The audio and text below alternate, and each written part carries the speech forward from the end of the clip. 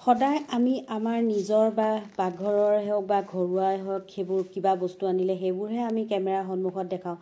আজি আমাৰ দুগুৰ কাৰণে সোয়েটাৰ এটা অৰ্ডাৰ দিয়া হৈছিলে। সন্ধিয়া সময়তে দি থৈ গৈছিলে। মই বোলো লগে লগে খুলো অকমান ভিডিঅ' কৰি থওঁ। আচলতে আপোনালোকক দেখাম বুলি ভিডিঅ'টো কৰা নাছিলোঁ। ভিডিঅ'টো মানে আজিকালি কিছুমান বস্তুত ভিডিঅ' কৰিবলগীয়া হৈ যায়, প্ৰমাণ বিচাৰে নহয়, বহুত তেনেকুৱা ঘটনা হৈ গৈছে আমাৰ লগতো। সেইকাৰণে ভিডিঅ'টো কৰিছিলোঁ আৰু কৰিছিলোঁ যেতিয়া পিছত এডিট কৰাৰ সময়ত ভাবিলোঁ দেখাই দিওঁ আৰু সোয়েটাৰটো কেনেকুৱা লাগিছে জনাব দেই। আৰু ইমানে এনেকুৱা চটপটাইছে দেখিছে নাই, সোয়েটাৰটো দেখি সি যেন গমহে পাইছে যে তাৰে বস্তু বুলি এনেকুৱা নিচিনা মানে ৰিয়েকশ্যন কৰিছে। ভালেই লাগিছে দেখি আৰু আমাৰতো বাৰু ভালেই লাগিছে। আপোনালোকেও কমেণ্ট কৰিব দেই কেনেকুৱা লাগিছে আমাৰ দুগুৰ ভাগৰ সোয়েটাৰটো। ঠাণ্ডা পৰিছে নহয়, ঠাণ্ডা দেশৰ কুকুৰ হ'লে কি হ'ব, এতিয়া ইয়াত থাকি থাকি অভ্যাস হৈ গ'ল, সোয়েটাৰটো আৰু লাগেই। আৰু অকণমান কেইদিনমান পিন্ধাৰ পিছত ঢিলা হৈ যাব আৰু তাৰপিছতে আজি ভিডিঅ'টো পাকঘৰৰ পৰা তেতিয়াহ'লে যাওঁ আৰু ন। পাকঘৰ মেইন, খোৱা বোৱা মেইন, মানে খোৱা বোৱা মেইন, খোৱা বোৱা বনাবই লাগিব। আৰু কি বনাওঁ কি নবনাওঁকৈ ভাবি গুণা কথা কৰি বনাই আছোঁ যেন লগা নাইনে বাৰু। সঁচাকৈ হয়, কথাটো হয়েই। উলিয়াই মেলি আনিলোঁ যি ফ্ৰিজত যি আছিলে তাকে। তাৰপিছতে এতিয়া ভাবি বনাইছোঁ। আজি ৰঙালাও আৰু কণীৰ সৈতে তৰকাৰী এখন বনাম বুলি ভাবিছোঁ। ৰঙালাও আৰু কণী তৰকাৰী ময়ো আগতে হাজাৰবাৰমান বনাইছোঁৱেই, আপোনালোকেও নিশ্চয় বনাইছে। কিন্তু আজি মই ভাবিছোঁ অকণমান বেলেগ ধৰণে বনাওঁ। কি বেলেগ ধৰণে বনাওঁ ভিডিঅ'টো শেষলৈকে চাই থাকিলে গম পাব, চাই থাকিব দেই। আৰু এনেকৈ মই যিটো প্ৰচেছত আজি বনাব লৈছোঁ তেনেকৈ চাগে আপোনালোকে বনাই ইতিমধ্যে খাইছেই। আৰু ৰঙালাওটো কোমলীয়া হৈ আছে, গতিকে মই তাৰ বাকলিখিনি পেলোৱা নাই। আৰু আলু এটা দি দিছোঁ।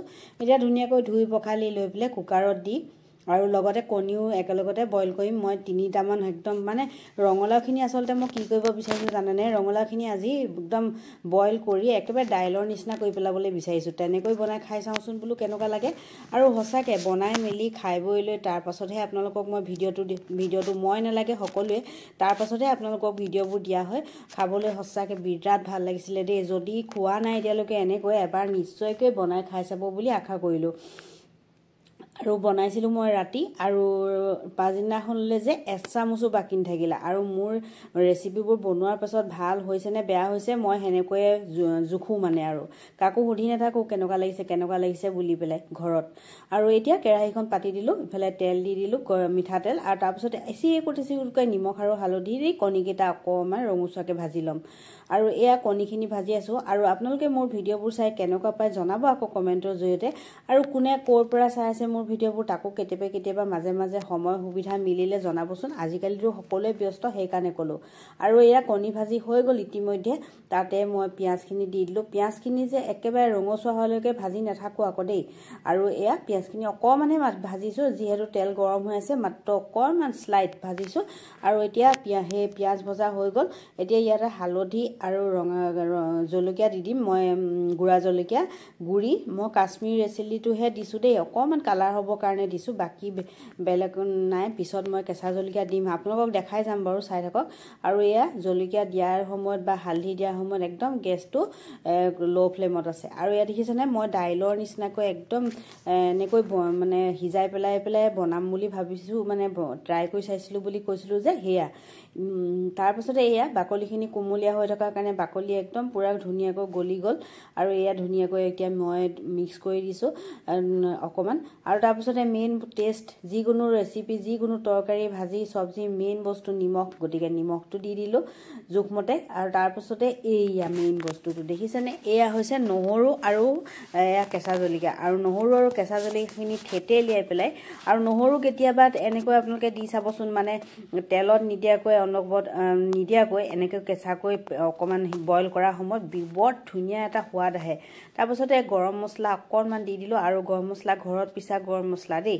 এতিয়া কণীকেইটা দি লৈ পেলাই ঢাকনখন মাৰি ল' ফ্লেমত 4 পৰা 5 মিনিটমান থৈ দিয়াৰ পিছতে এয়া তৰকাৰী একদম ৰেডি হৈ যাব। খাবলৈ সঁচা কথা কৈছোঁ বিৰাট সোৱাদ লগা হয়।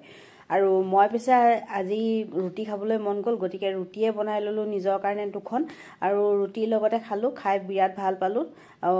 বহুতবাৰ কৈ থকা নিচিনা লাগিছে ন।